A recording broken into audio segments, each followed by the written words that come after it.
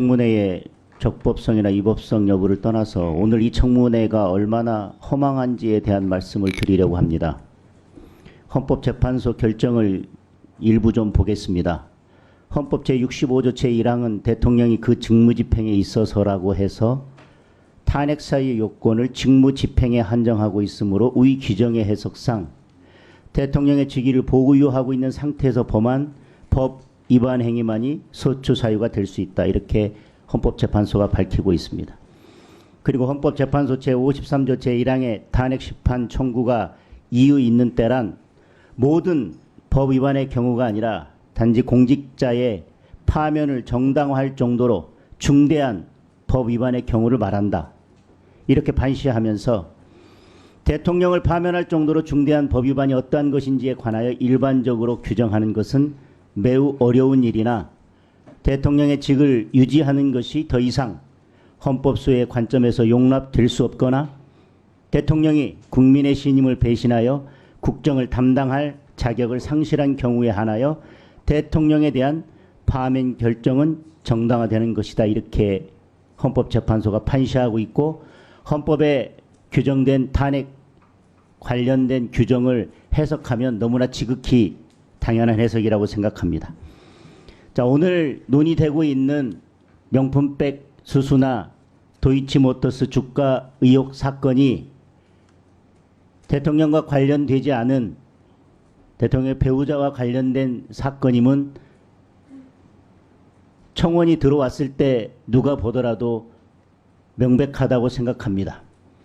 도이치모터스 주가 조작 사건을 누가 어떤 상태에서 얼만큼 수사했는지 여부를 떠나서 이 사건이 대통령이 대통령직을 수행한 때에 발생하지 않은 사건이라고 하는 것은 대한민국 국민 모두 다가 알고 있습니다. 그리고 이 두 사건 그 어떤 것도 대통령과 연관성이 전혀 없습니다. 우리 헌법상 그리고 당연히 형법상 연좌제가 적용되는 것도 아니고 대통령이 배우자의 책임을 본인이 져야 되는 것도 아닐진데 오늘 이야기하고 있는 이 모든 사건들은 대통령과 연관성이 없습니다. 그리고 제3의 장소에서 대면 조사를 받았다. 수사를 어느 장소에서 어떻게 할지는 검찰이 결정하는 것입니다.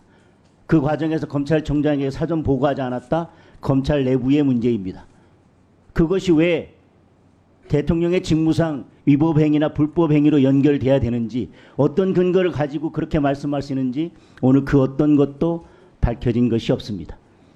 아까 도이치모터스 주가 조작 관련해서 계좌를 결혼한 이후에도 일부 사용했다라고 하는 것인데 그것이 유무죄를 떠나서 아까 말씀드린 것처럼 대통령이 직무를 수행한 다음에 벌어진 일이 아니면 더더구나 역시 명백합니다. 오늘 이야기되고 있는 그 어떤 것도 그리고 최근에 있었던 제3의 장소에서 이 두 사건에 대해서 대면 조사를 받았다고 하는 그 어떤 것도 대통령 개인의 대통령의 직접적인 책임으로 돌릴 만한 그 어떤 사정도 발견되지 않습니다. 저희들이 이 청문회가 불법이다 적법이다 따지는 그 근간 중에 하나는 무엇이냐면 처음부터 말씀드리지만 이런 사건들은 전혀 탄핵 사유가 될 수 없는데 이런 것들을 가지고 지금 청문회를 하는 것이고요.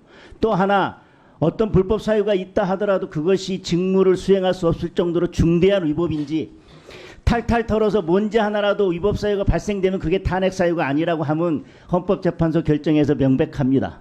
그런데 지금 그 어떤 거라도 조그마한 위법사항이라도 다 긁어 모아서 뭔가가 있으면 탄핵을 하겠다고 하는 것인지 설령 그렇다 하더라도 법제사법위원회에서 탄핵 결정을 하고 탄핵소추 발의를 할 수 없기 때문에 이것은 예를 들면 소송으로 말하자면 소장을 받았을 때 소장 각하라거나 소가 부적법하기 때문에 재판할 사항이 아니기 때문에 각하해야 될 것을 굳이 본안 판단에 들어가서 변론하고 증인 부르고 또 속행하고 증인 부르고 이렇게 해서 계속 변론을 해서 결국은 맨 마지막에는 각하하는 것과 결국 마찬가지 결과가 올 것이라는 것입니다.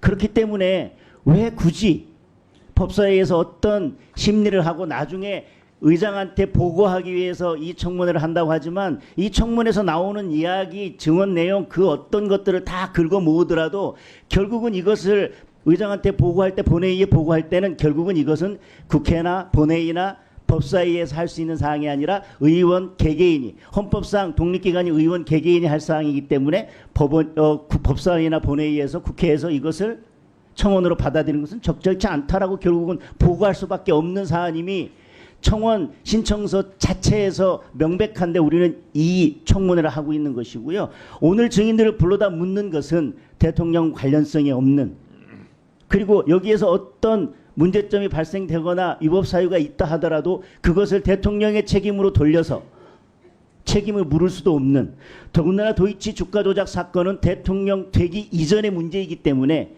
결혼한 이후에 이런 일이 있었는지 그 결혼한 기간 중에 일부의 계좌 사용이 있었는지 여부와 전혀 무관하게 탄핵 사유가 될 수 없음에도 불구하고 저희들은 오늘 이 청문회를 하고 있는 것입니다.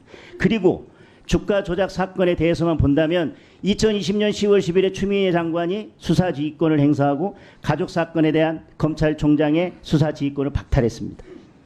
그리고 2021년 1월 28일 박범계 장관이 취임해서 여전히 이것이 유지되고요. 총장 사퇴 후에 윤석열 검찰총장 사퇴 후에 5개월간 열심히 수사를 해서 대선 직전에 어떻게든 이것을 김건희 여사를 포함시켜서 기소하려고 했지만 결국은 2021년 12월 3일 김건희 여사는 기소하지 못하고 다른 사람들만 기소했던 것입니다. 그리고 오늘 나와 있는 수사 기록이나 이런 것들을 읽어주시고 말씀하시지만 그 어떤 것도 재판 기록에 없거나 수사 당시에 포함되지 않았던 새로운 사실이라고 할 만한, 이 사건을 바꿀 만한 어떠한 새로운 내용도 발견된 것이 없습니다. 그런데 오늘 우리는 이 청문회를 하고 있는 것입니다. 저는 이 점에 대해서 분명히 지적하고 싶습니다.